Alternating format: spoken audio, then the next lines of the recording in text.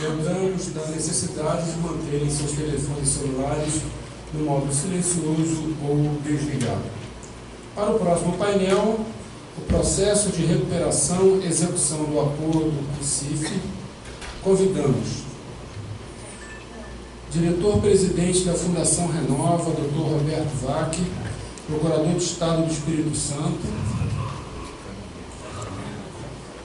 representando da Fundação Renova, Dr. Luiz Henrique Miguel Pavan, e como mediador, o juiz federal Mário de Paula Franco Júnior.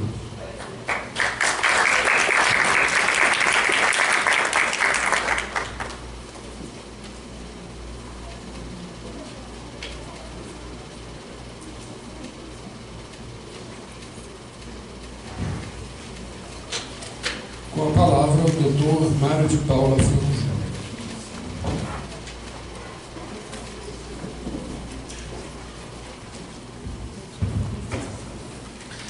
Muito bem, bom dia a todos. Eu cumprimento inicialmente o Dr. Rodrigo Araújo Ribeiro, pelo convite que a mim me foi feito, coordenador da escola da AGU, aqui em Minas Gerais, pelo honroso convite que me foi feito.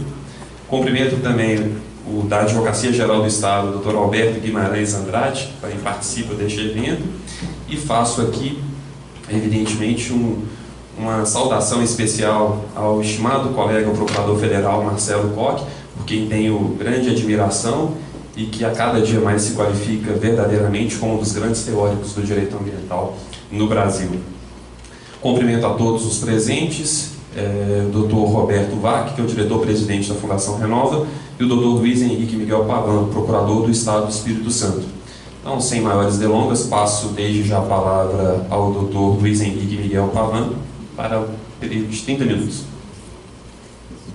Obrigado. Obrigado, doutor Mário, doutor Roberto, e agradeço pelo convite de participar desse seminário, que é um tema que me é muito caro, né, e eu, como um dos participantes desde o início desse acordo, né, e do processo de recuperação ambiental e socioeconômica do caso Samarco, né, estou muito feliz aqui de poder explicar um pouco sobre o acordo e sobre o que está sendo executado, né. Eu irei puxar o gancho, né, partindo do que o nosso colega Renato falou sobre a questão do acordo, pontuando algumas questões teóricas por trás do acordo e do funcionamento dos órgãos públicos, para depois entrar, dos órgãos atinentes ao acordo, para depois entrar na parte de execução especificamente, né. Quanto à questão do acordo em si, eu gostaria só de mencionar uma questão teórica ligada a por que a gente tem que fazer um acordo, né? O que motivou a gente? Na prática, nós temos que pensar o seguinte: aconteceu um desastre e a gente precisava dar uma resposta. E aí surge o que fazer. E dentro do processo coletivo brasileiro, hoje surge uma discussão muito grande a respeito dos chamados processos estruturantes. E essa teoria, né, há vários doutrinadores que falam ela, e hoje o Sérgio Arenhardt é um dos principais defensores desse tema. Surge o quê? Que a ação coletiva brasileira, por mais que ela seja louvável em vários aspectos, sobre a quantidade de legitimados, né, que não encontra precedente em outros países, mas ela de fato utiliza um sistema dialético de processo, né, e um sistema muito semelhante a um processo individual, com uma forma de contraditório, de relação de provas comuns, poderes decisórios comuns, só que isso não atende uma situação nossa, como um caso que foi bem declinado na mesa anterior, que envolve uma série de relações complexas e vários litígios. Então, aqui é um ato de conflito, que você tem vertentes, né, dividido ali, né, na parte ambiental, socioeconômica e os danos ligados à paralisação da atividade empresarial. Aí, por causa dessa questão da insuficiência desse processo, surgem essas teorias de como vamos fazer para poder fazer um processo de construção dar uma solução mais apropriada. E nessa ideia de fazer um processo de solução para a questão que surge a relevância dessa questão do acordo. Porque o acordo ele permitiu que a gente modelasse algo que seja tanto particular para o caso concreto, mas ao mesmo tempo ele serve de modelo para ser utilizado em outros litígios, como citado anteriormente pelo Dr. Renato, né, que infelizmente não conseguiram ter uma resolução tão séria quanto esse. Então foi criado, dentro desse acordo, né, a previsão das duas instâncias principais, né, que são o Comitê Interfederativo, já mencionado, e a questão da fundação. Mencionar como que o que é essa fundação, né, e o que é o Comitê Federativo e qual que é a relação entre eles, tanto na teoria quanto agora na prática, né, levando em consideração que a gente já tem 2 anos de experiência dessa simbiose desses dois órgãos, vamos dizer assim, né. A fundação foi pensada, né, por quê?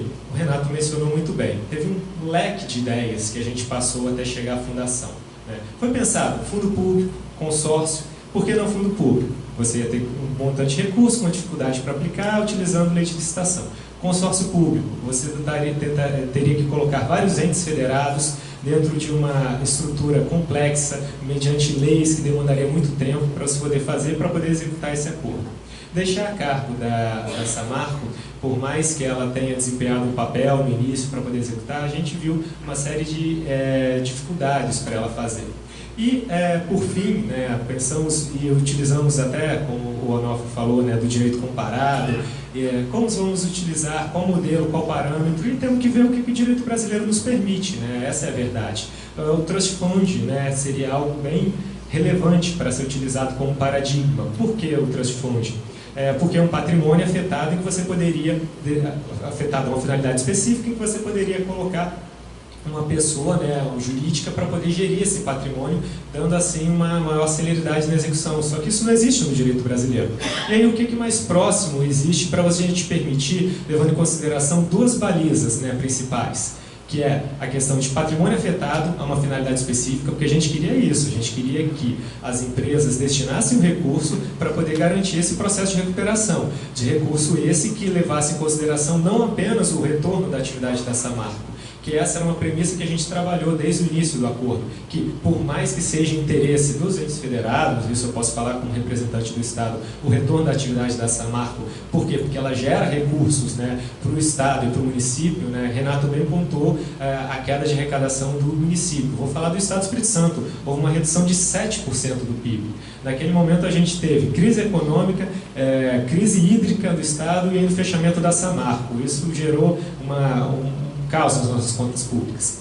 Então a gente tinha que, infelizmente, abstrair do retorno das atividades, porque a gente sabia que poderia demorar, como está provando a realidade aqui, a projeção para talvez ela voltar a funcionar em 2019.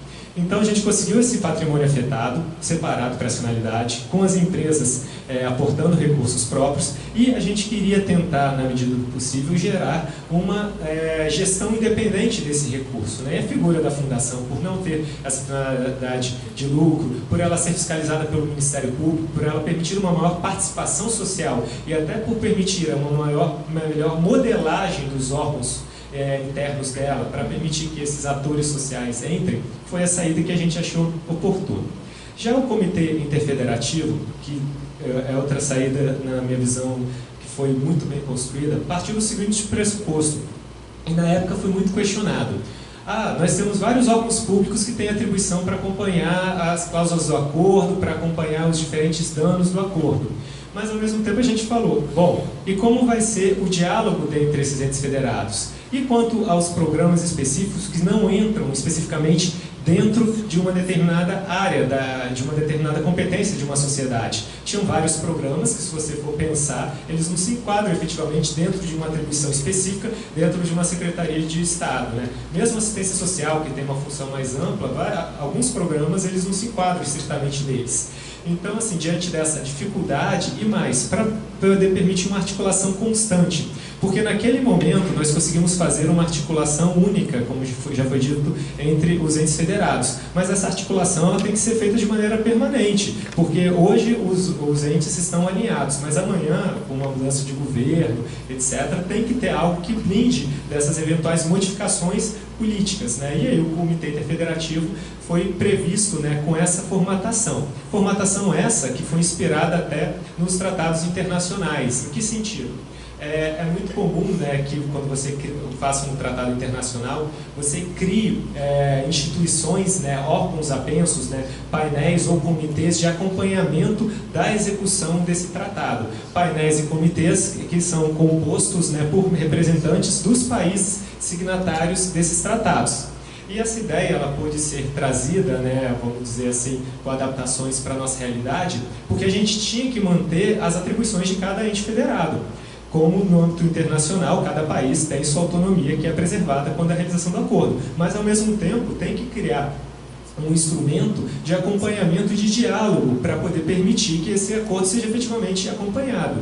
E também teremos os próprios conflitos naturais ligados à execução de determinadas cláusulas contratuais, cláusulas do TETAC, né, que efetivamente poderiam ir mais para um estado, mais para outro estado. Então, para evitar essa discussão no varejo, né, de os estados discutindo com a Renova para ver efetivamente para onde que irão esses estados, o Comitê Federativo surge como essa instância assemblear, vamos dizer assim, que permite a gente discutir, por exemplo, os 500 milhões de reais destinados à questão do saneamento básico, como vai ser distribuído entre os 39 municípios, né, dos 2 entes federados. Bom, entrando um pouco da estrutura, né, do Comitê Interfederativo e do diálogo que ele faz com a Renova, né. O Comitê Interfederativo inicialmente foi pensado com uma representação paritária, né, entre os entes federados, paritária com ressalvas, né, com 4 representantes da União, 4 do Estado do Espírito Santo e do município, e 4 do Estado do Estado de Minas Gerais e dos municípios de Minas Gerais, sendo que um seria do CBH12, que naquele momento era um representante do Estado, então ficou 4, 4 e 4. Com o novo acordo de governança, houve uma mudança, né, quanto a esse tema, não vou me aprofundar porque será objeto de outro painel, para poder adentrar outros atores nesse órgão, né, permitindo então que haja participação direta dos atingidos e a participação do Ministério Público e da Defensoria Pública, né. Inicialmente a gente tinha idealizado esse órgão como também uma instância de diálogo permanente, né, com os atores de fiscalização, Ministério Público e Defensoria, e também com os próprios atingidos, porque a dinâmica das relações na prática são as seguintes, né? Nós temos equipes tanto do Estado do Espírito Santo quanto Minas Gerais, quanto técnicos federais, que vão nas localidades, né, veem efetivamente o que está acontecendo, né, quais são os problemas, etc. Tal, e depois essas informações são levadas para o comitê no momento em que eles decidem sobre os programas, né. E dentro da estrutura do comitê foram criadas câmaras técnicas. Câmaras técnicas essas que são efetivamente o primeiro órgão, né, que dá efetivamente sua manifestação a respeito dos programas especificamente e conseguem densificar, né, as cláusulas previstas no TETAC.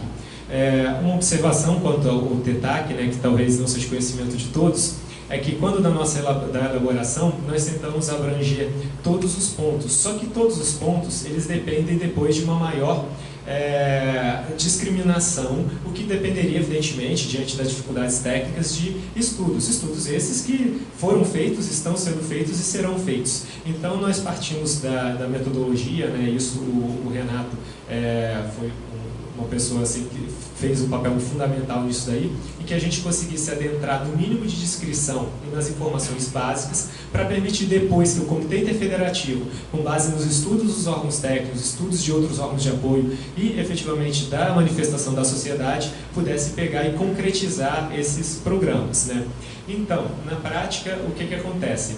A Fundação Renova, ela efetivamente apresenta um projeto, né, com base nos programas do TETAC, elas fazem projetos. Aí esses projetos são encaminhados para o Comitê Interfederativo, que por meio das suas câmaras técnicas fazem uma primeira análise dele e depois submetem à deliberação do colegiado. Depois esse colegiado ele pode ratificar, dizer que está tudo ok e determinar o prosseguimento disso daí para efetiva execução pela fundação, né?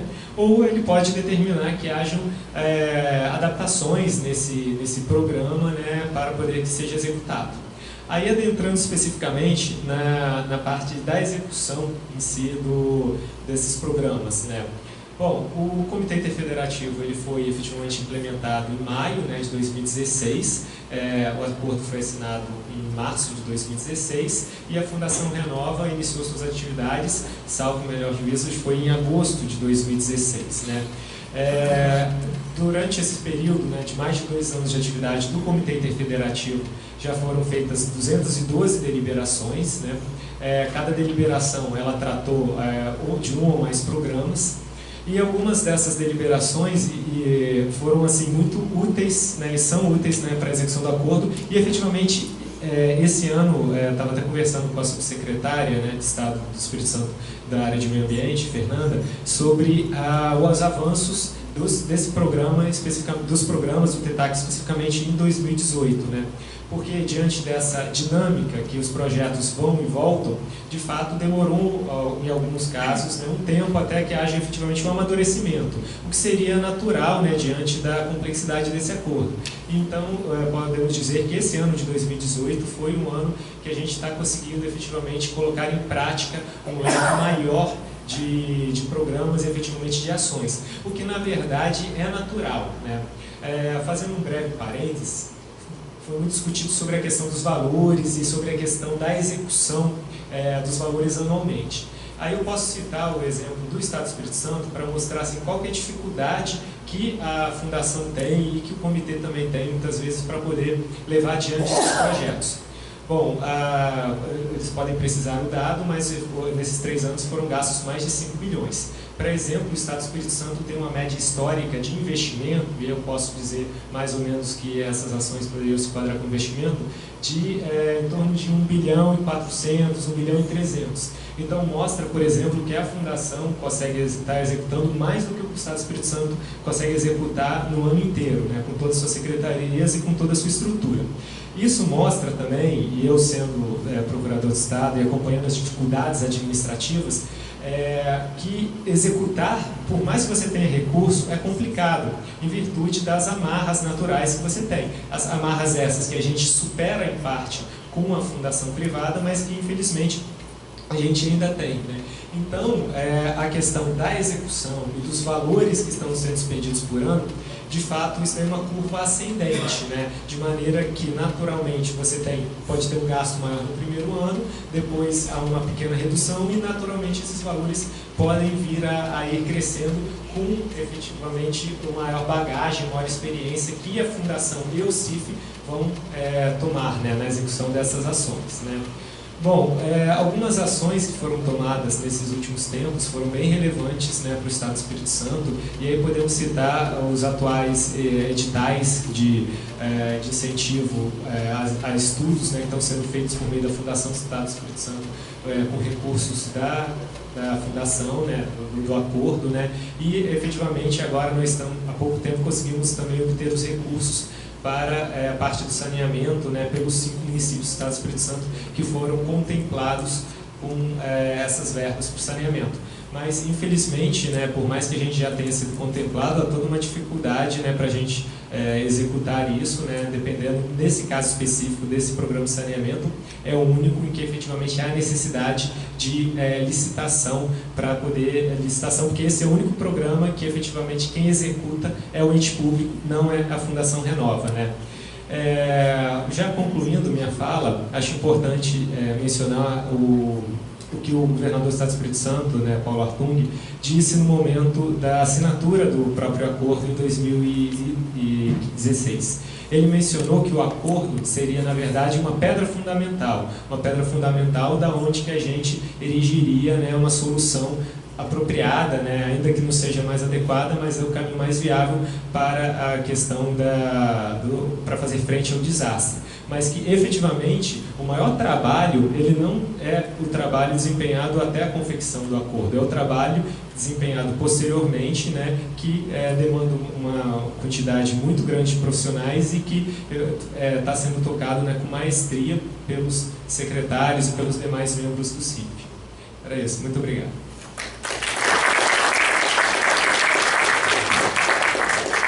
Muito bem, agradeço ao doutor Luiz Henrique Miguel Pavan, procurador do Estado do Espírito Santo, pela consistente manifestação e, sobretudo, pela fiel observância do tempo concedido. Sem maiores delongas, passo então a palavra ao doutor Roberto Vá, que é o diretor-presidente da Fundação Renova.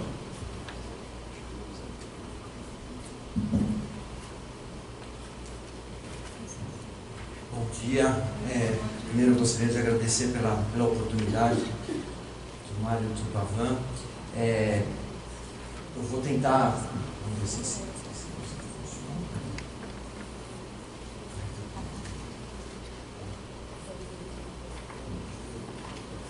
Acho que vai ter que ser manual.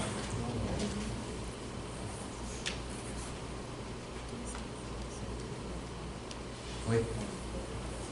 Bom, eu vou passar muito rapidamente por essa parte que é referente ao dimensionamento do desastre, né? 56 milhões de rejeitos, 13 milhões continuaram retidos na região de Fundão, 40 milhões praticamente saíram da região de Germano e percorreram até a Foz, sendo que uma parte bastante grande, cerca de 20 milhões, acabou ficando retido nos 100 primeiros quilômetros, cerca de 10 milhões, particularmente em Candonga, né, como já foi apresentado.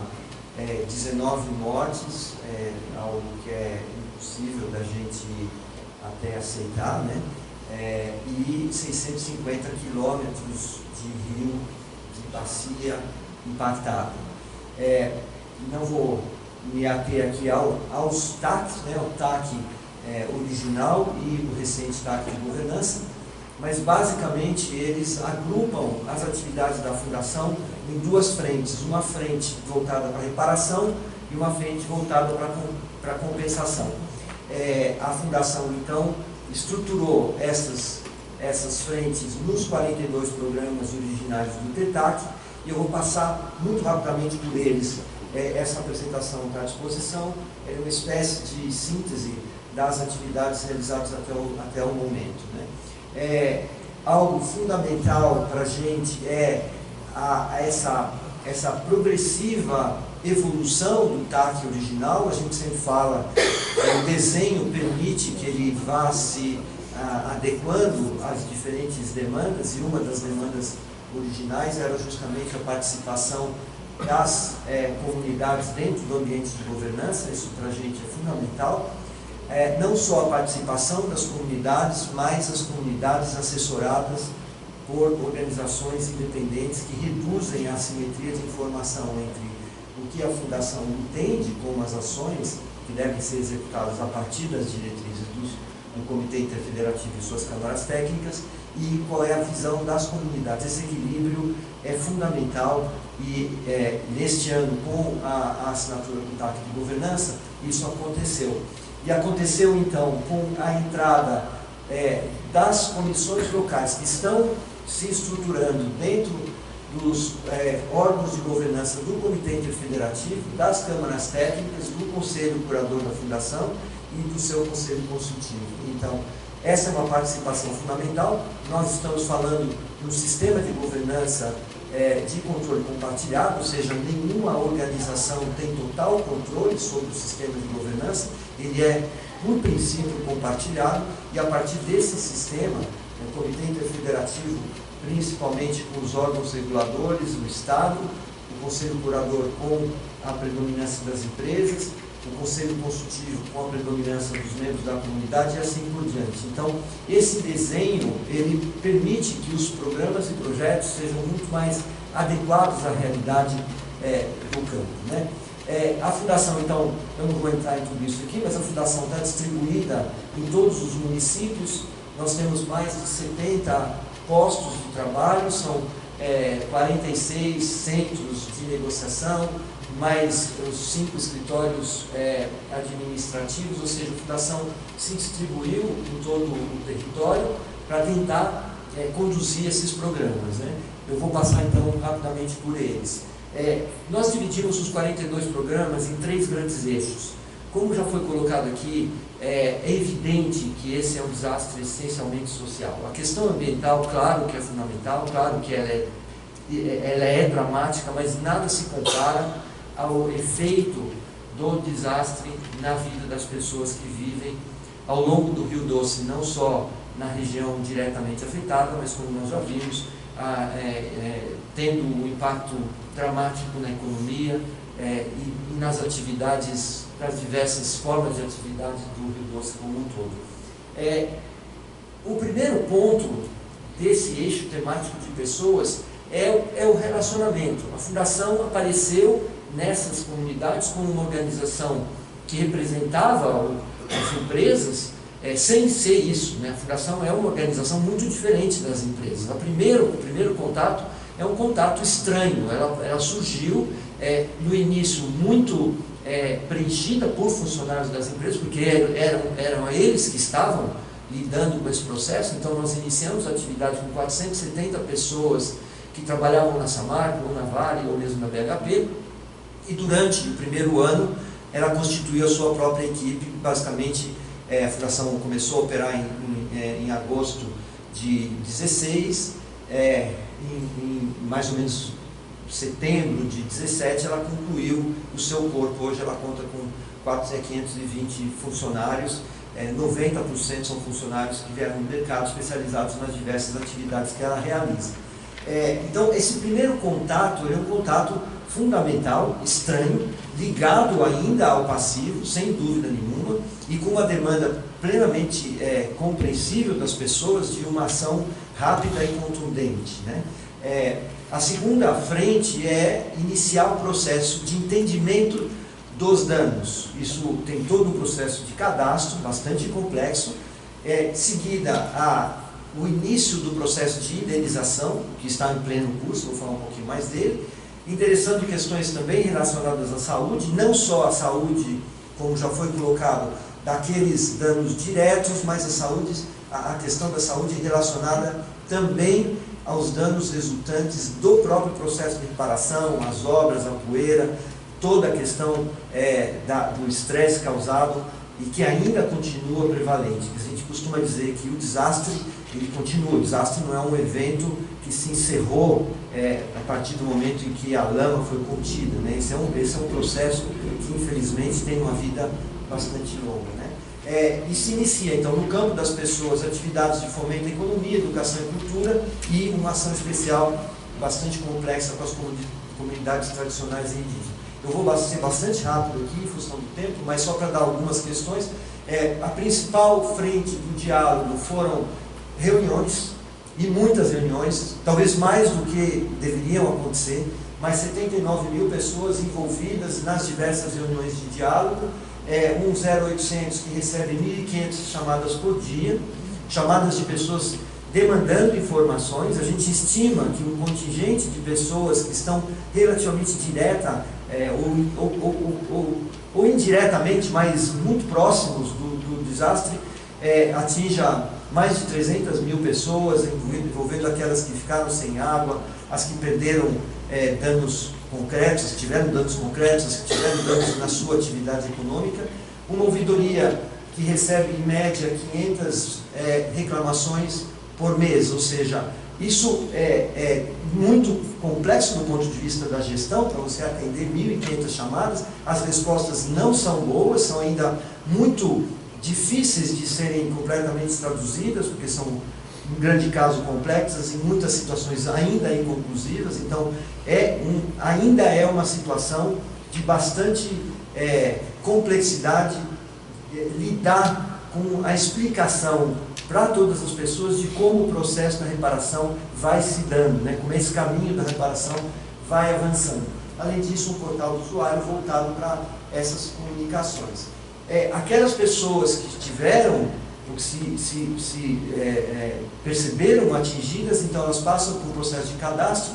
Já são 38 mil solicitações de cadastro, 30 mil concluídas, envolvendo 80 mil pessoas. Esses cadastros são enviados ao Comitê Interfederativo, que atesta se eles estão adequadamente preenchidos segundo as regras da área de gestão social do país.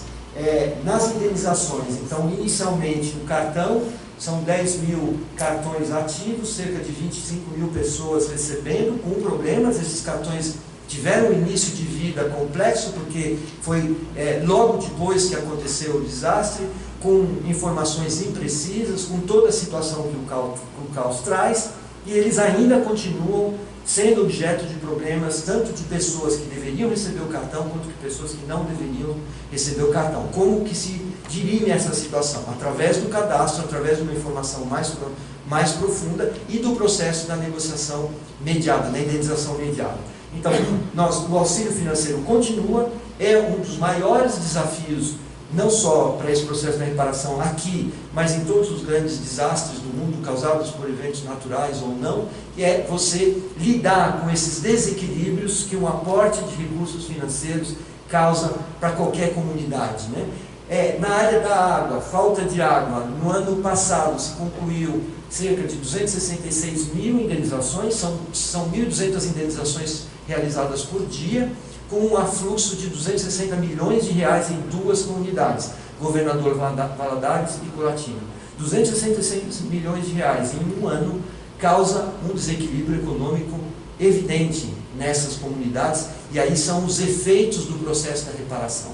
Em curso, talvez o maior desafio de todo o processo da reparação, incluindo toda a parte ambiental, para mim, é a conclusão das indenizações voltadas para os danos reais, os danos materiais e os danos morais, né? Atualmente, são 13 mil negociações em andamento, 7 mil, cerca de 8 mil propostas aceitas, um desafio enorme da definição de políticas. A primeira parte dessa indenização, que são aqueles casos evidentemente não controversos, pessoas que têm as documentações, que eram, por exemplo, pescadores documentados, que tinham suas atividades relativamente formalizadas, esse processo anda mais rápido.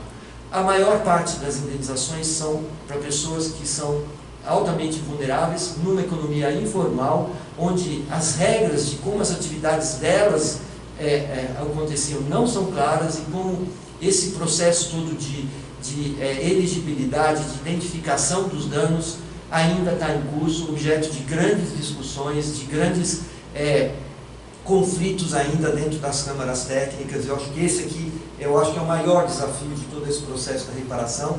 A gente tem a intenção de, até o meio do ano que vem, concluir a maior parte desses casos. Certamente, eu acredito que isso vai se alongar por muitos anos. O caso, por exemplo, de Nova York, após 17 anos, o processo de indenização ainda não terminou. Então, não estou dizendo que vai levar 17 anos. Acredito que a gente, ao final aí do ano que vem, no meio do ano que vem, a gente conclui, espero que 90% dos casos. Nós estamos atualmente com cerca de 50% dos casos identificados em negociação, mas acho que existe um processo natural que deve seguir por muitos anos, né?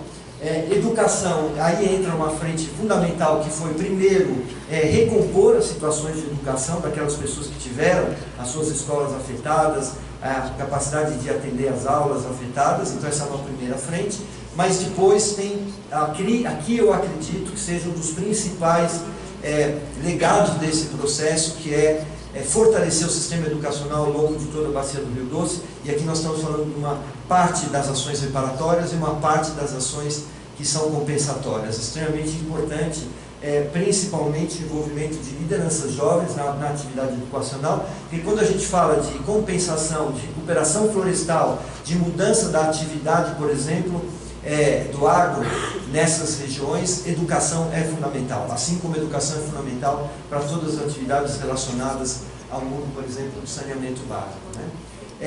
Fomento à economia local é fundamental. O fomento à economia local são programas voltados para redução da dependência da mineração e do impacto causado pela parada da Samarco.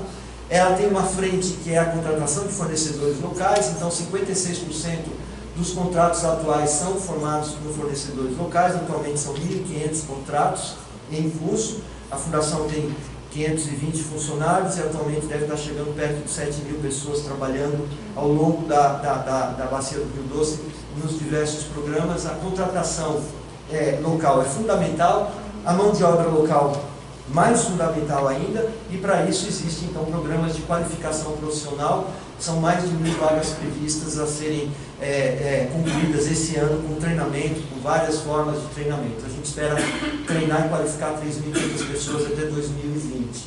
São 3 fundos já lançados. O Fundo Desenvolve Rio Doce de 40 milhões com linha de crédito praticamente para capital de giro. Compete Rio Doce, que é um fundo voltado para ajudar aquelas empresas que têm problemas financeiros ou problemas tributários a se recuperar. O primeiro são para as empresas que já estão normalmente atuando. O segundo são empresas que estão em situação de falência ou tal e que precisam ter uma recuperação. Esses dois fundos contam com a cooperação com o BDMG e o Bandes no Espírito Santo. E o Fundo Diversifica Mariana, 55 milhões, voltados para investimentos destinados à redução da dependência da mineração na região, particularmente de Mariana. A atividade com comunidades tradicionais extremamente complexa, uma situação histórica muito difícil de ser até entendida, mas envolve 1.580 famílias com as etnias Krenak, Comboios, Tupiniquim e os Guaranis, mais no Espírito Santo. Na área de saúde, a Fundação conta com 80 profissionais, que são entre médicos, psicólogos, enfermeiros, assistentes sociais, voltados para atendimento imediato, e além disso, duas frentes fundamentais que são voltadas para entender o que significa, do ponto de vista toxicológico, epidemiológico, o impacto do desastre. Isso vai levar tempo, são estudos de 10 anos, tanto para frente quanto para trás. A compreensão dos efeitos causais, a compreensão do que pode ser feito com relação à presença, por exemplo, de metais pesados, é bastante complexa, leva bastante tempo, são estudos muito técnicos, né, que estão em andamento. No segundo eixo, então, o primeiro, claramente, é atenção às pessoas. O segundo, as questões voltadas à terra e água. O principal dele, o manejo de rejeito, a gestão hídrica, o uso do solo, a questão da biodiversidade e assistência aos animais. O manejo de rejeito talvez seja o mais emblemático no campo ambiental. Todo o rio foi dividido então em 17 trechos, isso seguindo as orientações das câmaras técnicas, né? Eu não vou poder entrar em detalhes aqui, mas, por exemplo, na região aqui do Fundão, você tem estruturas de contenção, revegetação, restauração florestal, atividade de fomento ou de alavancagem da regeneração natural, recuperação de bens, controle de erosão, renaturalização de cursos d'água. São mais de 100 pequenos afluentes do Rio Guaracha aqui que tiveram que ser reconstruídos, remoção de rejeito, monitoramento do solo, sedimentos, etc. Então, essa é a primeira parte, cada uma com algumas atividades em curso à medida que o rio avança, né? Então, essas atividades podem migrar, por exemplo, para uma parte de monitoramento de sedimentos. Tem muita engenharia, muita tecnologia embarcada, remoção de rejeito em alguns casos, né? Nós já ouvimos as dificuldades associadas à remoção de rejeito em Candonga, que era praticamente aqui, né? Ainda longe de ser concluída, uma dificuldade muito grande de engenharia, de encontrar a melhor solução de engenharia. A gente espera que essa solução surja nos próximos 2 ou 3 meses. É uma sequência de atividades ou de programas de engenharia que não deram certo, né? Alguns funcionaram, principalmente os barramentos metálicos, mas a remoção do rejeito ainda não existe uma solução de engenharia de consenso que esteja funcionando.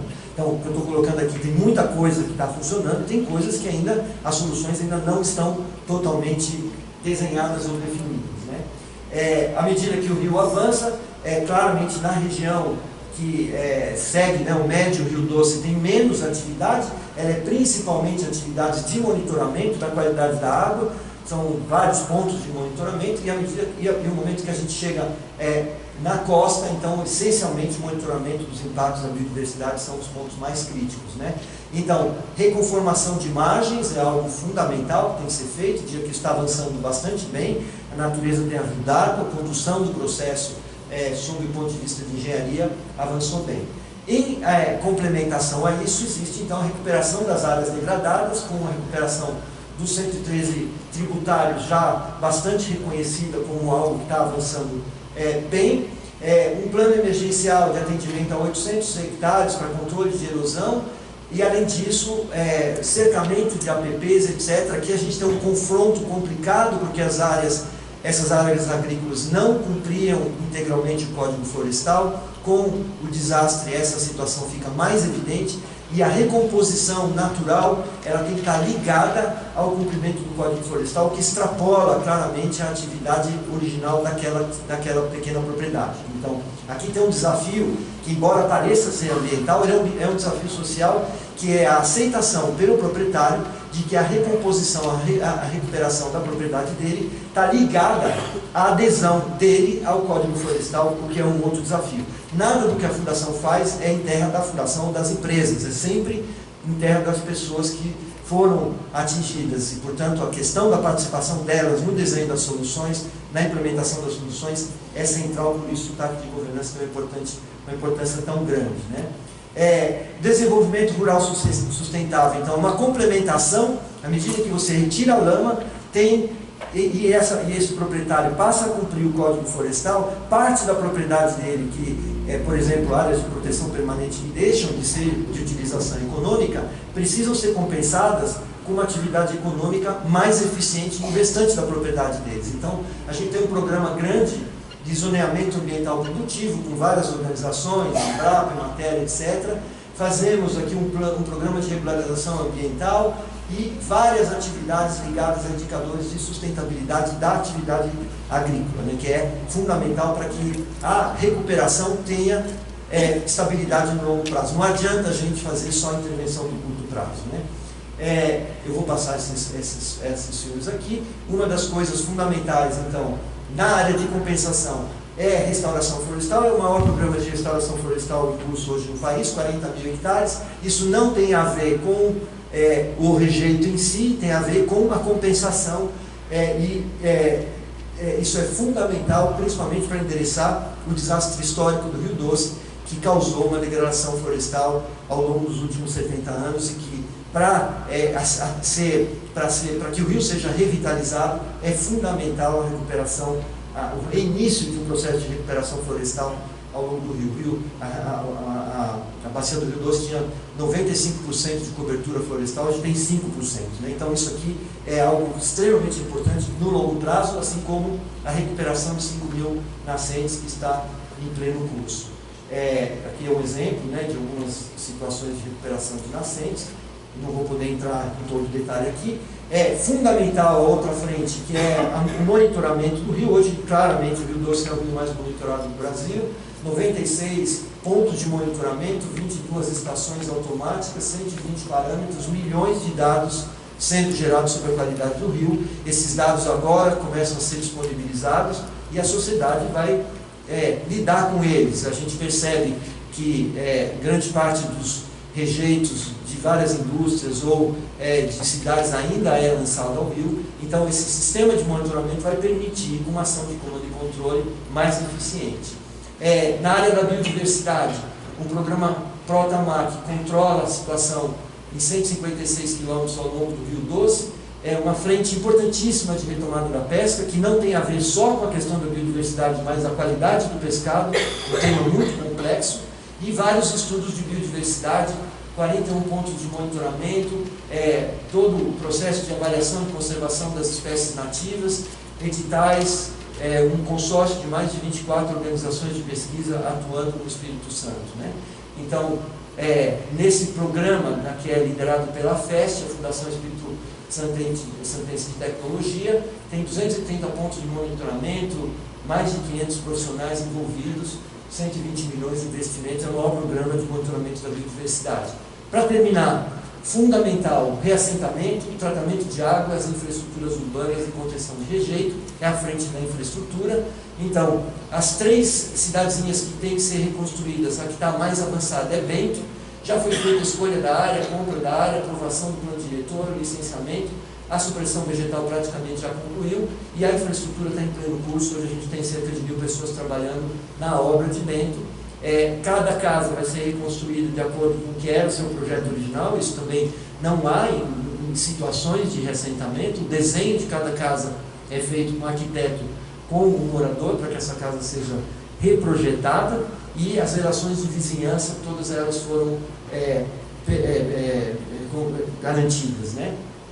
Em Paracatu de Baixo, um pouco mais atrás, estamos agora na fase final de licenciamento, é menor, e vai avançar. Então, os processos de reassentamento devem ser concluídos mais ou menos na mesma época, mais 140 famílias. E Gesteira, uma discussão ainda mais atrasada, infelizmente, porque a aquisição do terreno é o mais simples, é o menor, mas a aquisição do terreno ainda não foi concluída.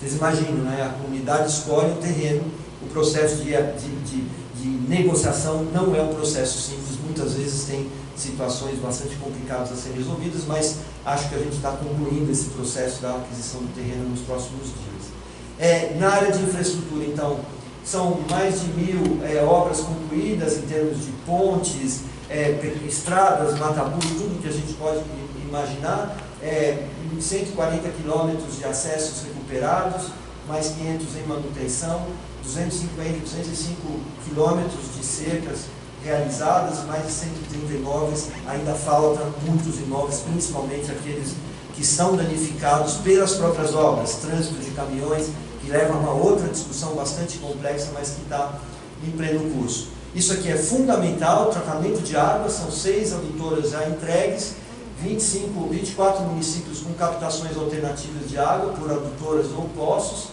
Governador Valadares, uma adutora que está em construção de 35 quilômetros, uma das grandes obras aí em curso atualmente. E esse daqui, para mim, é um dos mais importantes, é a alocação dos 500 milhões de reais para 39 municípios, que, como já vimos, infelizmente, temos uma situação do esgoto ainda sendo lançado diretamente no rio.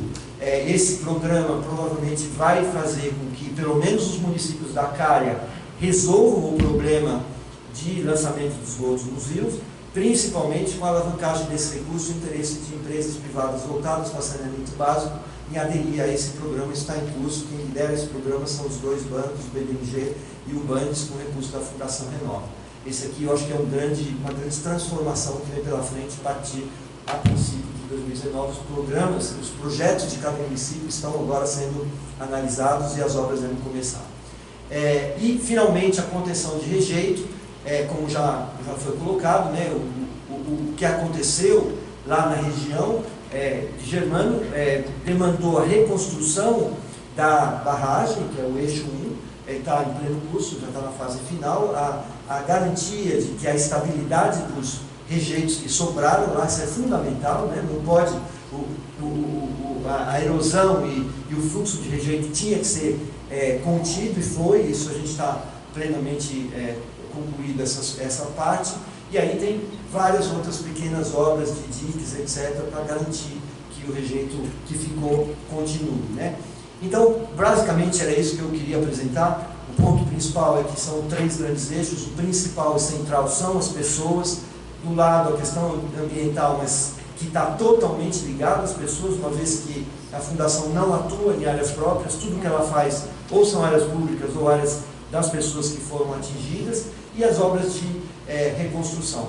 E tem 3 pontos centrais para a gente. A gente entende e procura responder ainda às situações dramáticas e urgentes, que são fundamentais e que demandam ações contundentes e são objeto de muita crítica. É evidente, uma pessoa que está há 3 anos sem concluir o seu processo de indenização, sem estar morando na sua casa, tem todo o direito e deve ser extremamente crítica ao tempo que esse processo leva para reparação. Mas, infelizmente, grande parte dos desenhos ainda demoraram, não foi muito fácil. A gente tem um modelo de governança que eu acredito que seja, de longe, um modelo extremamente robusto, um caso exemplar, mas que é um processo que demanda a busca de soluções compartilhadas, né? A busca de solução compartilhada, no meu entender, ela demora mais no início, mas ela é muito mais rápida na implementação. Ela pode demorar mais no início, mas ela é muito melhor na sua concepção. Então, a questão da urgência ainda é candente. A gente reconhece que tem muito a fazer ainda nas ações de reparação urgentes, e a gente acredita que esse ciclo de ações urgentes deve terminar dentro dos próximos 6 a 12 meses, especialmente com a indenização, que é o principal elemento que nos aflige. O reassentamento está em curso, acho que está destravado, avançando, mas não dá para a gente pensar só no agora, porque as ações de curto prazo podem ter consequências no futuro. Um mau reassentamento, e grande parte dos reassentamentos do mundo passam por isso, acabam virando desertos. Então, o que a gente pode fazer para garantir que uma ação de curto prazo, que é um reassentamento, não seja no longo prazo um fracasso. As ações de restauração florestal, as ações de saneamento básico, as ações de monitoramento do rio, as ações de educação têm um foco fundamental no futuro. Essa conciliação entre a emergência e o futuro é algo fundamental que a gente tem que levar em conta todos os dias. E não tem jeito a gente fazer isso sozinho, por isso que esse modelo de governança tão robusto, no nosso entender inédito, difícil, mas que avança, são 30 reuniões, mais de 30 reuniões do Comitê Interfederativo, desde que ele foi criado. Não teve um mês em que o Comitê Interfederativo deixou de ter uma reunião. Nas câmaras técnicas são 70 organizações, mais de 110 pessoas que se envolvem na busca, nesse desenho dessas diretrizes. E agora, com a entrada das comunidades, a gente acredita que esse modelo como um todo seja extremamente reforçado e pelo menos as soluções muito mais legítimas, muito mais sustentáveis. A gente está caminhando, acredito, para uma situação bastante favorável. Muito a fazer ainda, mas de certa maneira já se avançou bastante em várias das frentes. Obrigado pela oportunidade.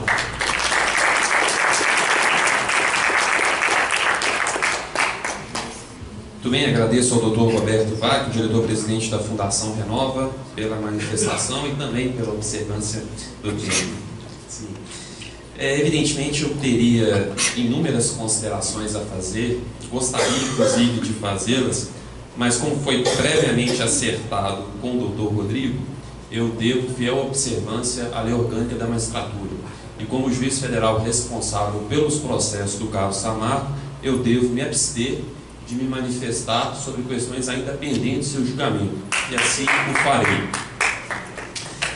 Mas, de toda forma, eu não poderia jamais deixar de tecer algumas considerações, ainda que de ordem genérica e superficiais, das questões que aqui foram tratadas.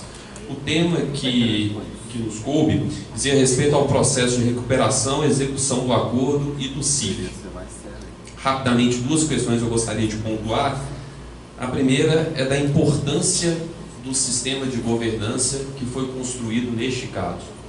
Nós costumamos dizer que a junção do TETAC com o TAC governança seguramente constitui, considerada a realidade brasileira, considerado o nosso federalismo, e com bastante humildade, é possível dizer que é uma verdadeira obra-prima da engenharia jurídica, porque conseguir construir um sistema de governança em que se tem presente a estrutura de 3 entes da federação, a União, o Estado de Minas Gerais, o Estado do Espírito Santo, dezenas de municípios, órgãos autônomos, Ministério Público, defensorias públicas desses 3 entes, no sistema brasileiro, no contexto brasileiro, não é verdadeiramente fácil. E isso foi feito. Então é possível dizer que nós estamos no Brasil acostumados a criticar instituições, algumas delas com muito senso de verdade. Neste caso específico, em que estamos tratando de talvez do maior desastre ambiental do Brasil e alguns de reflexo inclusive mundial, de repercussão mundial, conseguir consenso e uma participação uniforme desses diversos órgãos e entes públicos na solução concreta de um caso é algo verdadeiramente a ser elogiado, a ser parabenizado. É evidente que nenhum sistema se revelará perfeito, pronto e acabado, mas considerado todo este contexto do Brasil, eu afirmo com muita tranquilidade que estamos diante de um verdadeiro leading case que irá nortear a atuação do setor jurídico no Brasil, seja ele privado ou público, pelas próximas décadas. Evidentemente, nós não podemos afirmar que o Brasil não voltará a sofrer algum tipo de desastre, isso é praticamente inevitável, mas podemos dizer e afirmar com bastante tranquilidade que, se assim ocorrer, as instituições jurídicas desse país estarão habilitadas a ter como material de estudo aquilo que está sendo produzido de forma inédita nos processos que envolvem o caso Samarco. Então, é um leading case, é um sistema de governança verdadeiramente moderno e talvez um dos mais avançados do mundo, né? Teria inúmeras considerações a fazer, mas eu citaria apenas duas que me parecem importantes e dizem respeito com o tema central, que é a questão do Comitê Interfederativo. É verdadeiramente uma obra-prima da engenharia jurídica, conseguir compor com esses diversos entes públicos a estruturação de um órgão, de um sistema em que produz uma decisão administrativa única, como final instância administrativa, e de forma democrática, plural e técnica, foi algo verdadeiramente inovador. E agora mais aprimorado com a participação dos atingidos, que passam a ter não só voz, mas sim voto neste sistema interfederativo. Volto a dizer, é preciso ter humildade para reconhecer que não é nada pronto e acabado, perfeito, mas é, dentro do nosso sistema, algo muito inovador e muito gratificante de se ver construir no nosso país. Eu também teria outras considerações a fazer, mas gostaria apenas de deixar aqui o meu testemunho como juiz federal do caso Samarco, dos processos das ações coletivas que envolvem o caso Samarco, a excepcional participação das advocacias públicas na construção de um sistema de reparação adequado. É muito gratificante ver a participação da Advocacia Geral da União, da Advocacia Geral do Estado de Minas Gerais e da Procuradoria Geral do Estado do Espírito Santo. Eu vejo aqui vários dos colegas que semanalmente nos encontramos no meu gabinete, tratando de situações de resoluções dos conflitos envolvendo o caso Samarco, e faço questão de deixar aqui registrado, neste centro de excelência que é a escola da AGU, a participação brilhante dessas instituições na construção do acordo, a demonstrarem o tempo todo espírito público fundamental na resolução de um caso complexo como esse e, sobretudo, e acima de tudo, maturidade institucional, em que várias das vaidades, dos desejos foram deixados de lado. É muito importante em casos como esse, em que a figura do servidor público consiga se despir da sua carga ideológica para, na sua atuação profissional, promover o bem público, o espírito público, na construção daquilo que realmente interessa a todos, que é a efetividade da justiça dentro de um prazo minimamente razoável, justo, em que se tenha soluções técnicas e socialmente adequadas. Poderia citar inúmeros casos de desastres no exterior que até hoje não tiveram uma resposta adequada.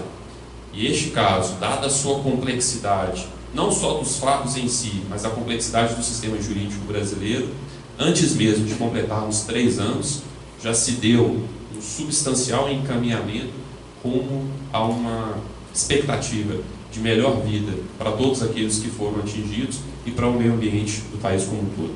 Então essas seriam as considerações que eu queria fazer. E antes mesmo de encerrar, gostaria de entregar o certificado ao Dr. Luiz Henrique pela participação e ao Dr. Roberto Bach. Dado o adiantado da hora e não havendo mais nada a fazer, eu declaro encerrada a presente mesa, convidando a todos para o reinício dos trabalhos agora na parte da tarde. Muito obrigado a todos.